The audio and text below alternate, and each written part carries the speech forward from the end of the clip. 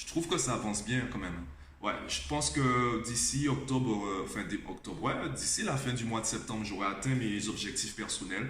Donc en octobre, je pense que ce sera temps, il sera temps pour moi de recruter quelqu'un d'autre, donc d'agrandir l'équipe. Si tu as déjà donné des cours, si tu veux donner des cours, si tu veux continuer à donner des cours, je veux bien qu'on se rencontre, qu'on discute. Là, je recherche quelqu'un pour des cours de maths, de physique, chimie. Donc là, ce sera peut-être plus orienté soutien scolaire. J'attends pas que quelqu'un fasse du coaching comme moi. On pourra revoir l'offre ensemble, on pourra discuter d'une offre ensemble.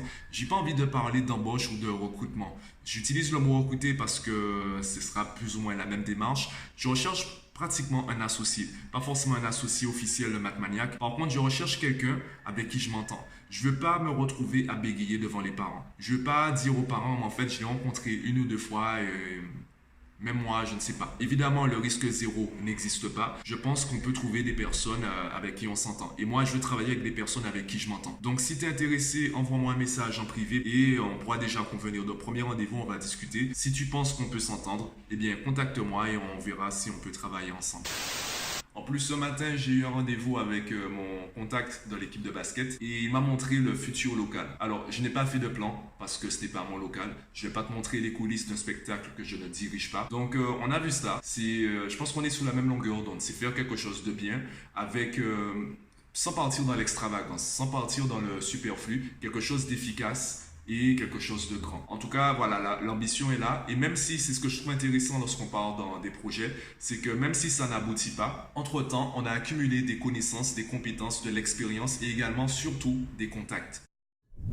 Je viens de ramener la box 4G à mon bureau. En fait, hier soir, je l'ai ramené chez moi. Enfin, hier soir, c'était plutôt vendredi soir. Je l'ai ramené chez moi en fait pour tester la différence de couverture. Et là, je me suis rendu compte qu'en fait, le problème de mon bureau, c'est qu'il est dans une zone où il n'y a vraiment pas, il n'y a aucune couverture réseau en fait. Effectivement, ça va plus vite que la DSL, pour te montrer à quel point la DSL est complètement pourrie là où je suis. Sauf que, bon, ça va plus vite, mais ça va, je gagne pas vraiment tant de temps que ça. C'est vrai que je suis passé de 3 heures de chargement à 45 minutes, mais c'est 45 minutes quand ça se passe bien. C'est 45 minutes quand la couverture réseau est optimale. Donc quand les histoires, je sais pas en fait si le mauvais temps influence ou pas. J'ai eu du mal à charger la vidéo, le vlog de vendredi, j'ai eu du mal à le charger.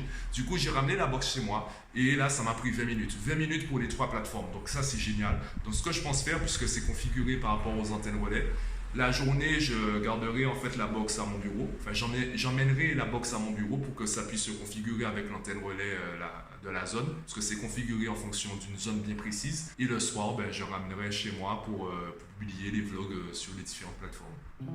Bon, s'il y a un conseiller SFR qui regarde cette vidéo là, si toi en fait tu fais partie, tu travailles à SFR, je sais que c'est pas vous, c'est juste que l'endroit où je suis, il n'y a pas encore de couverture.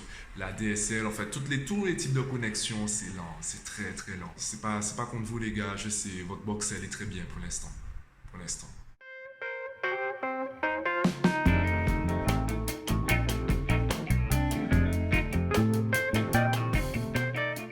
Sinon, ben, moi, je continue mon boulot. Ce sera une journée, je pense, assez cool.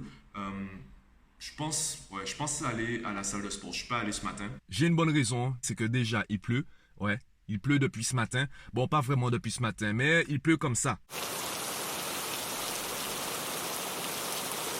Du coup, forcément, s'il pleut, je peux pas aller à la salle de sport. Il pleut trop. Il y a trop d'eau. Il y a trop de pluie.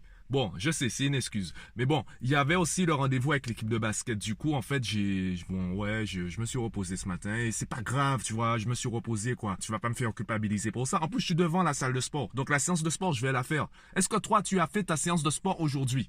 Déjà, pourquoi? Voilà, tu me juges. Est-ce que toi, tu as fait quelque chose? Non? Ben voilà. Allez, moi, je vais à la salle de sport.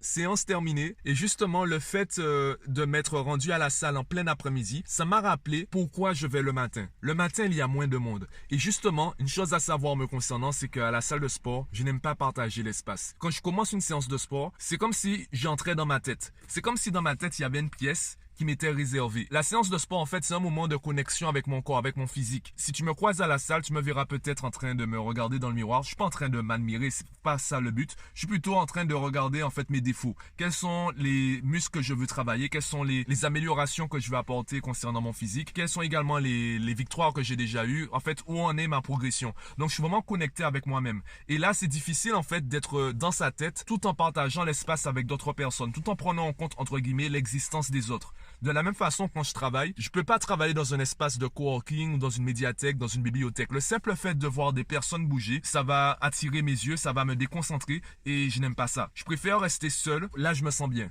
Je me sens bien, c'est un certain coût, mais finalement, les bienfaits, les avantages que j'en tire sont supérieurs aux coûts financiers. C'est comme ça que j'aime travailler, pour le moment en tout cas. On verra si ça évolue au fil des années. Bon, la journée touche à sa fin. Il y a déjà des insectes qui se réveillent. Je pense que tu peux le remarquer. Il y en a un peu dans la voiture. J'ai même dû lever les vitres pour les calmer un petit peu, pour les déranger un petit peu. Donc là, je vais entrer chez moi, commencer le montage du vlog, me restaurer également parce que je commence vraiment à avoir faim. Et puis, oui. Et puis, le message le plus important de ce vlog, c'est que je commence à chercher en fait un complice. Quelqu'un avec qui je vais m'entendre et avec qui je pourrais travailler. Donc, si tu connais quelqu'un ou si tu es toi-même intéressé, regarde d'abord mon contenu. Vérifie que toi, tu es intéressé par ma façon de travailler. Et là, on pourra discuter et voir si on peut travailler ensemble. En attendant, bon, moi, je rentre chez moi et je te dis à demain.